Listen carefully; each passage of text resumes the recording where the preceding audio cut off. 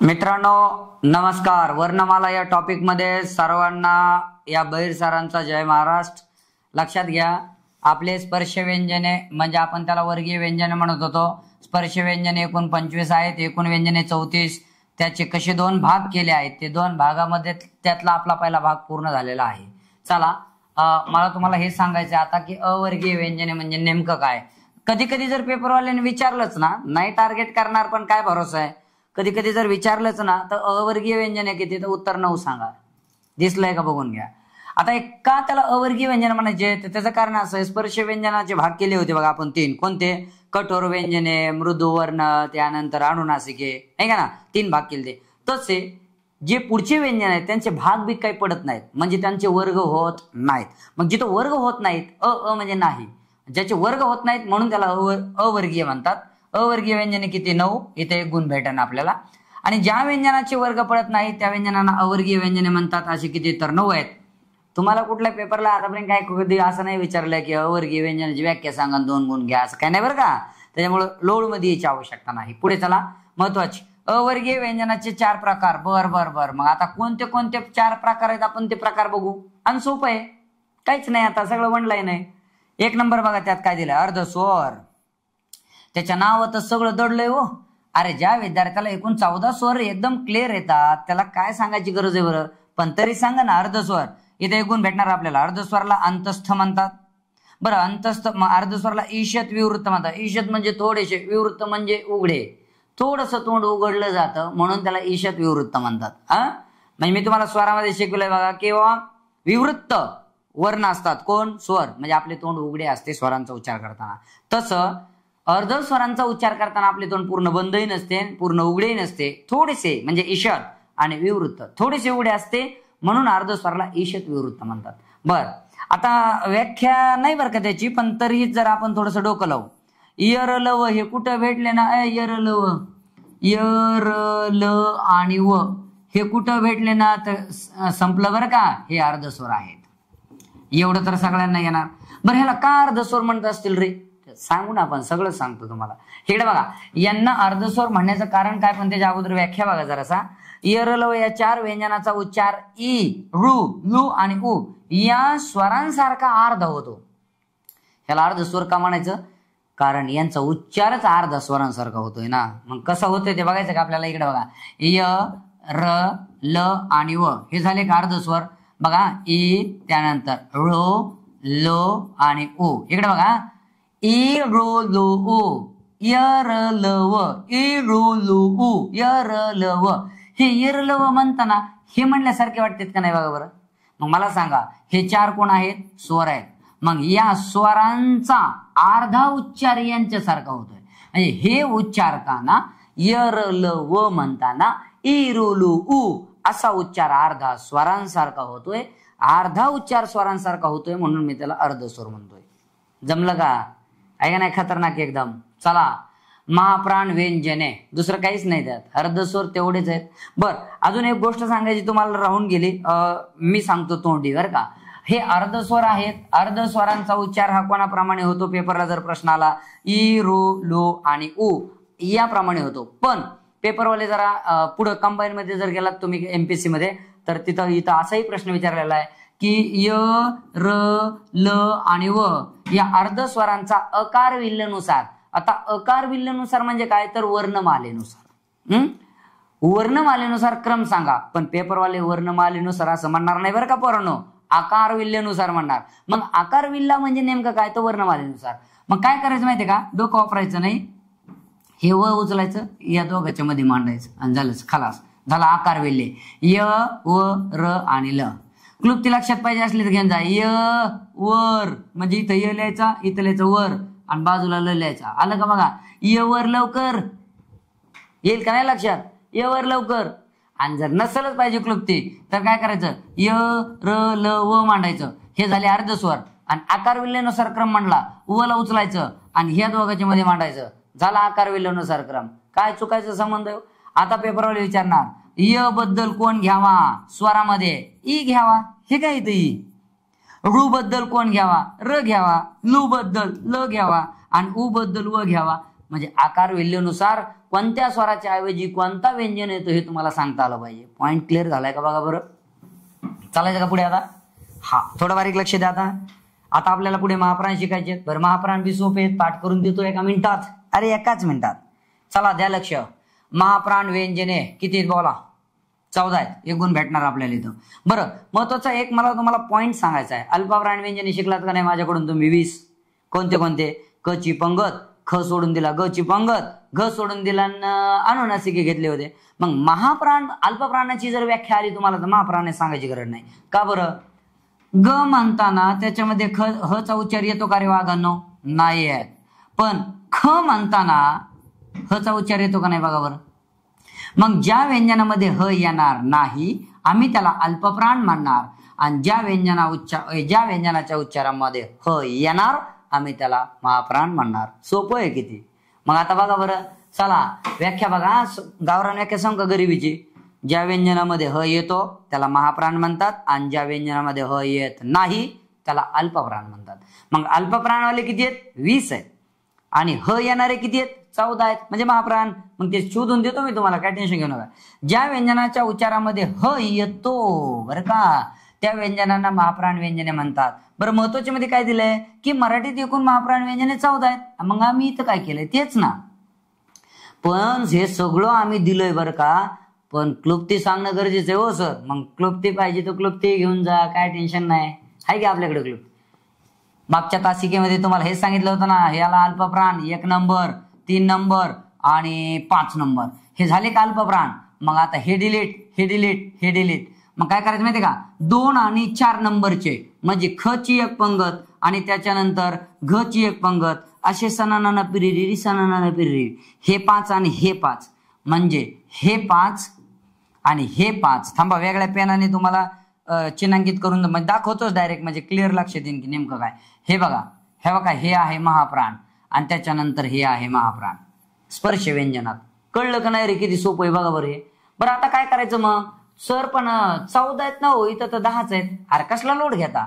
इथं 5 सापडे आपल्याला, इथं 5 सापडे 10 झाले का. म्हणजे स्पर्श व्यंजनामध्ये 10 झाले. हा आणि 4 घ्यायचेत ना. हे 4 सोडून द्यायचे आणि सरळ खालचे 4 घ्यायचे. 1 2 3 आणि 4. हे संपलं. महाप्राणच संपले सगळे. झालं का नाही पाठ. अहो अवघडच नाही काही. काय त्याला क्लुप्तीला आहे का काय काळजी करायसारखं. बर हे बघा मग मी तर तेच दिलंय का. ख ची पंगत दिली, घ ची पंगत दिली आणि 4 घेतलेत का बघा. श श स आणि ह. हे कठोर मध्ये सुद्धा येत होते बरं का पोरांनो. मग जे कठोर मध्ये श श स कठोर पण आहेत आणि श श स हे महाप्राण सुद्धा आहेत. पॉइंट आता एकदम क्लिअर झाला असेल. जमलं का. चला बरं पुढे. मग आता 14 म्हणले की पटकन सांगता आलं पाहिजे वाक्य नेमकी भानगड काय. डबल आलाय काय हा पॉइंट अर्ध स्वरांचा. डबल आलाय. येऊ द्या काय एका मिनिटात पुन्हा विश्लेषण करून सांग. अर्धस्वर अंतस्थ त्याला ईषत विवृत्त म्हणतात आणि ते किती आहेत तर 4 आहेत. हे बघा ज्या व्यंजनाचा उच्चार अर्धा स्वरांप्रमाणे होतो त्यांना त्या व्यंजनांना अर्धस्वर असे म्हणतात. य र ल आणि व. शिकलोय मी. पॉइंट डबल आलाय काळजी करू नका. मग काय म्हणते बघा मराठीत एकूण अर्धस्वर किती आहेत 4 आहेत. बर अर्धस्वर हे स्पर्श व्यंजन उष्मे या दोघांच्या कुठे येतात मध्यभागी येतात म्हणून त्यांना अंतस्थ नाव दिलंय बरं का. जर पेपरवाल्याने विचारलं अर्धस्वराला अंतस्थ का म्हणतात कारण वर स्पर्श व्यंजन आहेत आणि खाली उष्मे आहेत या दोघांच्या मध्ये येते ते त्यामुळे अर्धस्वराला अंतस्थ म्हणतात. पुढे बघा अर्धस्वरांचा उच्चार करताना आपले तोंड थोडेसे उघडलेले असते म्हणून त्यांना ईषत विवृत्त म्हणतात. पेपरवाले प्रश्न विचारणार ईषत विवृत्त खालीलपैकी कोणाला म्हणतात तर त्याचं उत्तर द्या अर्धस्वरांना. पुढे बघा अर्धस्वर हे मृदू व अल्पप्राण व्यंजने असतात. मी जे तुम्हाला एकूण अल्पप्राण 20 शिकलेले आहेत त्याच्यामध्ये एकूण 20 मध्ये हे य र ल व आलेत का नाही ते बघून घ्या पाठीमागे. समजतंय का. चला अति महत्वाचं आहे अजून काय. अर्धस्वरांचा आकार विल्ल्यानुसार क्रम म्हणजे वर्णमालेनुसार दिलंय का बघा. य व र आणि ल. मी तुम्हाला बोललो होतो की य र ल आणि जे व आहेत हा व फक्त इथं मांडायचा. व हे मांडलाय का बघून घ्या. झाला अर्धस्वर. काय अवघड आहे का. 1% सुद्धा कन्फ्युज व्हायची गरज नाही. एवढं म्हणजे सहज सोपं आहे बघा ते. हा चला आणि मी तुम्हाला अर्ध आकार विल्ल्यानुसार इथं क्रम सुद्धा लावून दाखविलाय. हे बघा ई ऋ लू आणि उ. मग अगोदर कोण येतोय ई येतोय. हे बघा 1 नंबरला म्हणजे याचा अर्थ ये याय पाहिजे. ही वर्णमालेचा क्रम आहे ना हा स्वर. त्यानंतर कोण येतो रू येतो, मग रू बघायचा, मग र येणार का नाही, मग ई झाल्याच्या नंतर हे बघा इथं रू घेतलाय, बर त्याच्या पुढे चला अजून लू, लू लू झाल्याच्या नंतर ऊ, मग अगोदर ऊ येतो का नाही, म्हणून ई झाल्याच्या नंतर ऊ येणार, म्हणजे व येणार. समजलं पॉइंट. आणि हे जर तुम्हाला काहीच नाही समजलं, लय सोपं आहे, लय सोपं. य र ल आणि व, हे जे व आहे इथं मांडायचा, वर्णमालेनुसार क्रम संपला, लय सोपं. हा चला, अर्धस्वर हे इंग्रजी नाव आहे, बा बा बा बा, बरं ठीक आहे ना, मग काय प्रॉब्लेम आहे, पाठच करून ठेवायचं, अर्धस्वर हे इंग्रजी नाव आहे, ठेवलं. पुढे बघा, अर्धस्वरांना मराठीत अंतस्थ म्हणतात. अरे खतरनाक पॉइंट आहे रे हा. अर्धस्वरांना मराठीमध्ये टिंब टिंब म्हणतात. लगेच सांगायचं बा, मराठीमध्ये अंतस्थ म्हणतात, इंग्लिशमध्ये त्याला अर्धस्वर म्हणतात. जमलं का नाही. पुढे बघा, अर्धस्वरांना संस्कृतमध्ये ईशत विवृत्त म्हणतात. तिन्ही भाषात दिले ना, अजून काय सांगायची गरज आहे आता, है का नाही. चलो, उष्मे घर्षक, अरे लय सोपं आहे, काही राहिलंच नाही पोरांनो. इथे एक पेपरला प्रश्न येणार. चला, उष्मे किती ते कोण 3. श श स म्हणताना तोंडामध्ये उष्णता निर्माण होते. लक्षात घ्या, उष्णता निर्माण होते.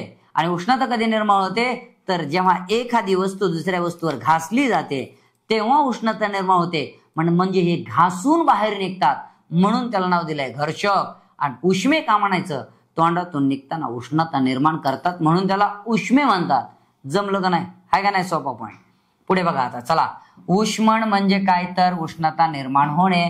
मग काय दिली व्याख्या, जे मी आता सांगितली तीच व्याख्या आहे. ज्या वर्णांचा उच्चार करताना तोंडामध्ये उष्णता निर्माण होते. काही काय म्हणले पण पोळत नाही बुवा सर, मग तू तर म्हणला उष्णता निर्माण होते, इतकं नाही बरं का, त्यांना उष्मे म्हणतात. बर, मराठीत एकूण उष्मे किती 3. हे पाठच करणार आहे, ह्याला काय जास्त अभ्यासाची गरज आहे. श श श कुठं भेटले उष्मेत, पण मागही जा ना, हे कठोर मध्ये लिहून दिलेत मी तुम्हाला. बर, हे महाप्राण मध्ये सुद्धा आलेले आहेत. मग माझा प्रश्न असा आहे, उष्मे हे महाप्राण पण असतात हो, उष्मे हे कठोर सुद्धा असतात हो, बघा मागे जाऊन बघा आहेत का नाही. तर मग उष्मे हे कठोर व्यंजने असतात, राईट आहे. उष्मे हे महाप्राण व्यंजने सुद्धा असतात, 14 मध्ये आलेत का बघून घ्या, राईट आहे. आणि उष्मे यांना संस्कृतमध्ये ईशत स्पृष्ट असे म्हणतात. हा पॉइंट मात्र प्रत्येक विद्यार्थ्याच्या जर पाठ नसेल, कोणाला नवीनही वाटत असेल, काळजी करू नका, आया असा पाठ करा. त्यात काही पेपरमध्ये कुठं काही बदल होत नाही, ते काही बदलून येत नाही. जो स्थायी अभ्यास असतो वागानो, तो कधी बदलत नाही, काळजी करायची गरज नाही. चला, समजलं का बघा बरं. आता ळ विषयी, आता काय ळ विषय काय सांगतो बाबा तुझ्याविषयी. बरं, ळ हा द्रविडियन वर्ण आहे, म्हणजे द्रविडियन भाषेतून आलेला आहे. आपली मराठी आर्य गटातली आहे. म्हणजे काय, भारतीय भाषांचे 2 गट केलेले आहेत वागानो. उत्तर भारतापासून वरचा भारत जो आहे ना, त्याला आर्य कुळातील भाषा म्हणतात. आणि मध्य भारतापासून दक्षिणेकडे तुम्ही जसजसे जावे कन्याकुमारीकडे, म्हणजे आपण त्याला साऊथ म्हणतो ना, तर तिकडचा जो भाग आहे तो द्रविडियन आहे. म्हणजे ळ हा तिकडून आलाय, कुठून, साऊथ मधून आलाय. हा, साऊथ म्हणल्यावर लवकर कळतं पोरांना, ते द्रविडियन कळत नाही. द्रविडियन म्हणजे साऊथ, कळलं का बघा. हा, ळला पार्श्विक वर्ण म्हणतात. पार्श्विक पाठच करून ठेवा, काय लॉजिक लावायचं नाही. ळ हा मृदू वर्ण आहे. एकूण 37 मध्ये मी तुम्हाला ळ हा लिहून दिलेला आहे, बघून घ्या. ळ हा अल्पप्राण आहे, म्हणजे ज्याच्या उच्चारामध्ये ह येत नाही त्याला अल्पप्राण म्हणतात. एकूण 20 आहेत, मग त्या 20 मध्ये मी तुम्हाला ळ लिहून दिलाय का ते एकदा बघून घ्या. चला, ळ हा मृदू वर्ण आहे ना, 37 मध्ये मी तुम्हाला ळ सुद्धा लिहून दिलेला आहे. अडचण आहे का काही. बर, अति महत्वाच्या मध्ये काय म्हणते बरं हे, मराठीत एकूण द्रविडियन इतर वर्ण. बरं, मी इतर वर्ण सुद्धा दिले जर का, द्रविडियन नुसतं ळच नाही, ट ठ ड ढ, इथं डबल ढ झालाय. ल आणि ळ हे द्रविडियन भाषेतले आहेत. पॉइंट कळतोय. म्हणजे आपली जी भाषा आहे मराठी भाषा, ती आर्य गटातली आहे. परंतु भाषा तयार होत असताना काही वर्ण हे दक्षिण मधून आलेत, म्हणजे साऊथ मधून आलेत मराठीत, म्हणून मी त्यांचा थोडासा इथं सुद्धा परिचय तुम्हाला करून दिलेला आहे. पॉइंट क्लिअर होतोय का. वही पेन जवळ ठेवा, त्याच्याशिवाय होत नसतं. अरे सुपर, सगळ्यात काना मागून आली तिकट झाली. क्षयवज्ञ विषय म्हणतोय, मग काय क्षयवज्ञ विषय, चला वाचा. क्षयवज्ञ यांना विशेष संयुक्त व्यंजन म्हणतात. का रे, 2 व्यंजनापासून तयार झालेले ते, 2 व्यंजनाची बेरीज झाली, मग हे जन्माला आले, म्हणून याला विशेष संयुक्त व्यंजन म्हणतात. संयुक्त व्यंजन म्हणजे 2 व्यंजनापासून तयार होणे, बरं का. पण ह्यांना विशेष संयुक्त व्यंजन का म्हटलंय, कारण ते आत्ता आलेत ना पाठीमागून, व्याकरणात सगळ्यात शेवटी टाकलेत ते वर्णमालेत. हा चला, क्ष व ज्ञ यांना विशेष पाहिजे फक्त बरं का. संयुक्त व्यंजन डॉक्टर सबनीस यांनी म्हटले आहे. किंवा वर्णमालेमध्ये क्ष आणि ज्ञ यांचा समावेश खालीलपैकी कोणत्या लेखकाने केला, कोणत्या अभ्यासकाने केला, तर त्याचं उत्तर बिंदास द्या. सबनीस यांनी वर्णमालेत क्ष आणि ज्ञ आणले आहेत, त्यांना विशेष संयुक्त व्यंजन म्हटलं आहे. पॉइंट होतोय क्लिअर. चला पुढे बघा. क्ष आणि ज्ञची फोड लय सोपं यार, ह्याचा पाय मोडलेला असला पाहिजे तरच विशेष संयुक्त व्यंजन. हा लक्षात ठेवा, तुम्ही कन्फ्युज होता. काय नाही, श क आणि श ज्यावेळेस क्षची फोड पाहिजे त्यावेळेस आणि ज्यावेळेस ज्ञची पाहिजे द न य, इथं विद्यार्थी कन्फ्युज करणार. तुम्हाला पेपरवाले न पण देणार, पण कोणता देणार? बाणाचा देणार. आपण नळाचा बघायचा. जमलं का नाही? कन्फ्युज होऊ नका. आता अति महत्वाचे, क्षवज्ञचा पाय मोडलेला नसेल बर का, तर त्यांना जोडाक्षरे म्हणतात. अरे लय खतरनाक आहे. आपला विद्यार्थी कन्फ्युज मध्ये जातो आणि पेपरवाले विचारतात टिंब टिंब आहे, याचा टिंबच येत नाही कधी. ह्याला टिंबचे नाव घेतो, गेले पुढच्या पेपरला येतो. कळलं का? मग हे जोडाक्षर आहे. वाघांनो, ज्यावेळेस त्याचा पाय मोडला जाईल त्याच वेळेस त्याला विशेष संयुक्त व्यंजन म्हणा. अरे लक्षात येते का नाही? चला पुढे. बरं, वर्णमालेविषयी महत्वाचे, जवळपास मी सगळीच वर्णमाला तुम्हाला आता एकदम व्यवस्थित शिकवली. मग महत्वाचे म्हटल्याच्या नंतर इथं कळण्यासारखा भाग नाही, वाचायचंय थोडस बरं का. असे काही गोष्टी मी तुम्हाला शिकवितो, थोडंसं लक्ष द्या. आता महत्वाच्या मध्ये रला कंपित वर्ण म्हणतात. चला पहिला पॉईंट. का बरं? कारण र म्हणताना आपली जीभ अशी थर थर थर थर कापते का, र व्हायब्रेशन मारते बघा मोबाईल सारखी. मग म्हणून त्याला कंपित वर्ण म्हणतात, कारण व्हायब्रेशनला मराठीमध्ये कंपन असं म्हणतात. जमलं? पुढे बघा. र हे दंडविरहित व्यंजन आहे. दंड म्हणजे काय? तर हे बघा, हे क आहे का क? हे क मी असं लिहीन का फक्त? नाही, म्हणजे व्यंजनाला लेखाकार करावा लागतो. व्यंजनाला कोणता तरी एखादा दंड उभा द्यावा लागतो, त्याला चिटकून त्याला धरून तो उभा राहील ना ते, मग त्याला दंड म्हणतात. हे आलं का लक्षात? पुढे चला. मग मी इथं व्यंजनाचे काही लेखाकार दिले, तसं रला कुठल्याही प्रकारचा दंड नाही. का आहे बरं? कुठलाच नाही. असंही डायरेक्ट दे. कुणी असं लिहितं का रे बाबा? होय रे, र सर ह्यो र. कुठून आणलाच दे? तसला नाही बाबा. हे बघा, ज्यावेळेस मला समजा बघा मला द लिहायचा आहे, त्यावेळेस मला त्याला असा दंड द्यावा लागतो. हे दंड, हे कळलं तुम्हाला? मग तसं आहे, तसं र ला कुठल्याही प्रकारचा दंड नाही, म्हणून त्याला दंडविरहित व्यंजन म्हणतात. पेपरला 1 गुण भेटून जाईल. आता व्यंजनाचे लेखाकार. मग काय लेखाकार म्हणजे बघा, व्यंजन लिहिताना ज्या रेषेला जोडून लिहिले जाते, तेच सांगत होतो आता मी.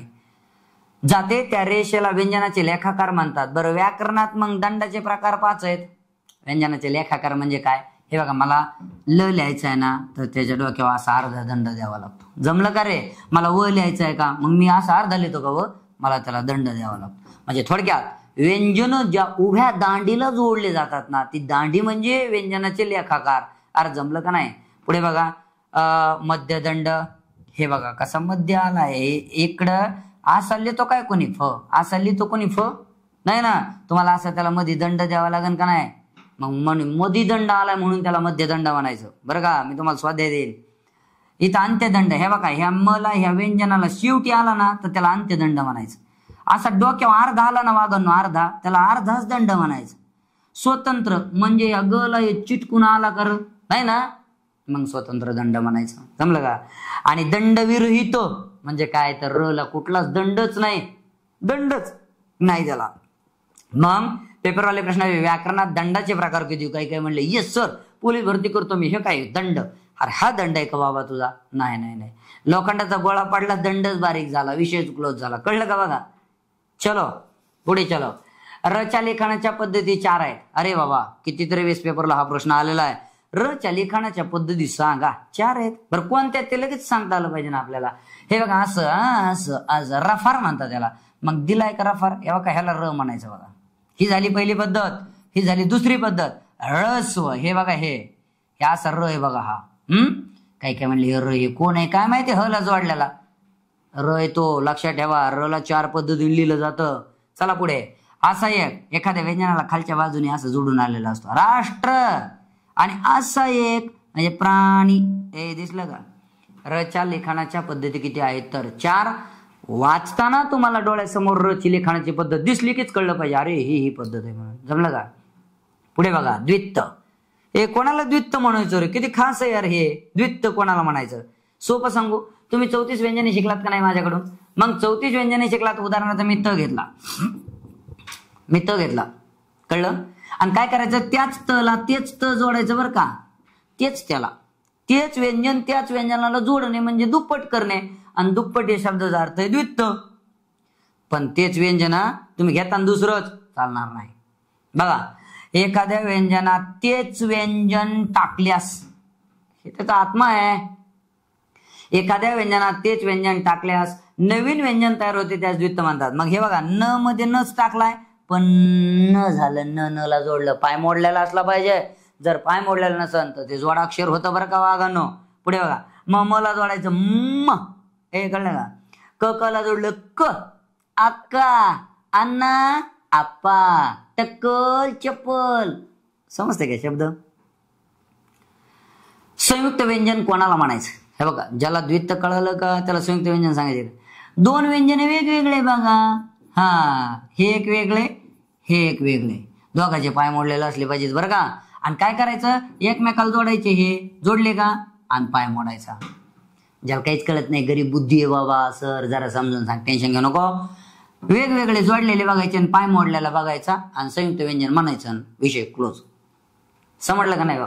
चला, दोन वेगवेगळी व्यंजने जोडल्यानंतर तयार होणाऱ्या व्यंजनाला संयुक्त व्यंजन म्हणतात. हे बघा, इथं मी त आणि क घेतलाय.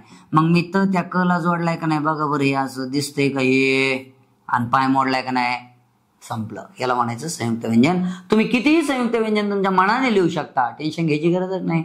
पुढे चला, बरं जोडाक्षर कोणाला म्हणायचं? मग आता संयुक्त व्यंजन कळलं का तुम्हाला?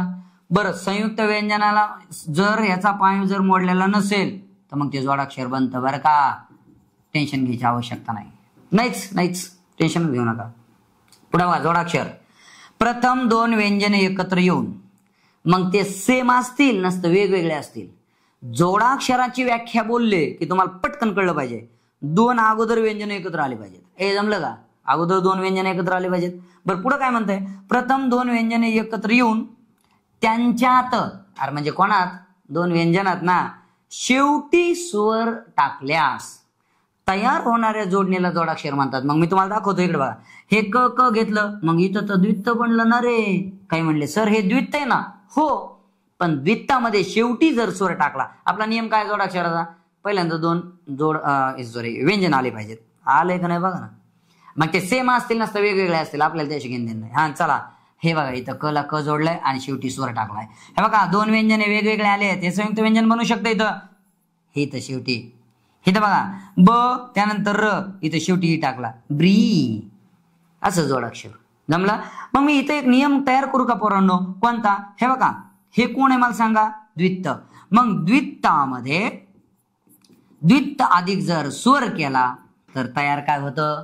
जोडाक्षर. संयुक्त व्यंजन, हे बघा, हे संयुक्त व्यंजन आहे, त्याच्यामध्ये जरी स्वर टाकला तरी जोडाक्षर तयार होतं. म्हणजे संयुक्त व्यंजन अधिक स्वर बरोबर जोडाक्षर, द्वित्त अधिक स्वर बरोबर जोडाक्षर. काही नाही जोडलं, जोडाक्षर. कळा ना काहीच? हे समजलं का? याच्यापेक्षा सोपा पॉईंट नाही. आता अति महत्वाचे बघा, मराठी जोडाक्षर लिहिण्याच्या पद्धती दोन आहेत. अभ्यास करायची गरज नाही. कसं काय? जोडाक्षर लिहिण्याची पद्धती दोन आहेत, एवढा पॉईंट लक्षात ठेवा. पुढे चला, उभी जोडणी. हे एकमेकाला असं जोडलं ना, असं उभं, त्याला म्हणायचं उभी जोडणी बरं का.